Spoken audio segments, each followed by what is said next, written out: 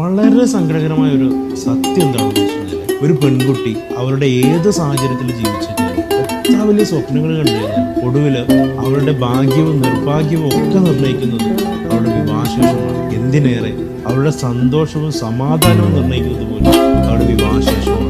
ഞാൻ പലപ്പോഴും ചിന്തിച്ചിട്ടുണ്ട്, ഒരു പെൺകുട്ടി അവരുടെ ബാല്യം കഴിഞ്ഞ് കൗമാരം കഴിഞ്ഞ് ഒരുപാട് ആഗ്രഹങ്ങളൊക്കെ അവരുടെ ജോലി സ്വന്തമായിട്ട് സംരംഭങ്ങളുണ്ട്.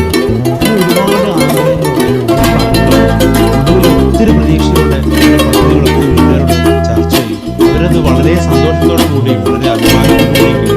പക്ഷെ ഒടുവിൽ പല പേരൻസും പ്രായമായാലേ പിന്നെ എൻ്റെ ജോലിക്ക് പോക്കും ബിസിനസ് ചെയ്യലൊക്കെ എൻ്റെ ഭർത്താവിന് അവ സംബന്ധിച്ച് എന്താണെന്ന് വെച്ചാൽ പിന്നീട് വീട്ടുകാരോട് ഒരുപാട് ഫൈറ്റ് ചെയ്ത് ഒരുപക്ഷെ തൻ്റെ ആഗ്രഹങ്ങൾക്ക് താൻ കെട്ടാൻ പോകുന്ന ആളുകൾ കൂടെ ഉണ്ടാവുമെന്ന വലിയ ആഗ്രഹത്തോടു കൂടെ വിവാഹത്തിന് സമ്മതമുള്ളൂ. പിന്നീടുള്ള ജീവിതത്തിൽ സ്വപ്നം കാണാൻ പോലും അർഹതയില്ലാത്ത ഒരുവളായി അവൾ മാറും. അപ്പോഴും പലരും പറയാറുണ്ട്, ഞാൻ അവൾക്ക് ഒരുപാട് ഫ്രീഡം കൊടുക്കുന്നുണ്ട്, ഒരുപാട് നല്ല വസ്ത്രങ്ങൾ വാങ്ങിച്ചു കൊടുക്കാറുണ്ട്, ഒരുപാട് നല്ല ഭക്ഷണം കൊടുക്കാറുണ്ട് എന്നൊക്കെ.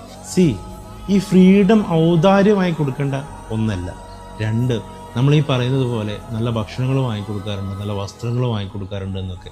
നമ്മൾ ഈ വാങ്ങിക്കൊടുക്കുന്ന വസ്ത്രങ്ങളും ഭക്ഷണങ്ങളും ഒന്നുമല്ല, അതിനേക്കാളൊക്കെ അപ്പുറത്ത് അവർക്കും കുഞ്ഞു കുഞ്ഞു ആഗ്രഹങ്ങളും സ്വപ്നങ്ങളും പദ്ധതികളും ഒക്കെ ഉണ്ടാവും. അവരുടെ സ്വപ്നങ്ങളുടെ കൂടെ, അവരുടെ പദ്ധതികളുടെ കൂടെ, അവരുടെ ഇഷ്ടങ്ങളുടെ കൂടെ നിൽക്കുക. അവൾക്കൊപ്പം അവരുടെ ഇഷ്ടങ്ങളെയും ആഗ്രഹങ്ങളെയും പരിഗണിക്കുക. എന്നും കൂടെ ഉണ്ടാകുമെന്ന ഉറപ്പ് നൽകുക.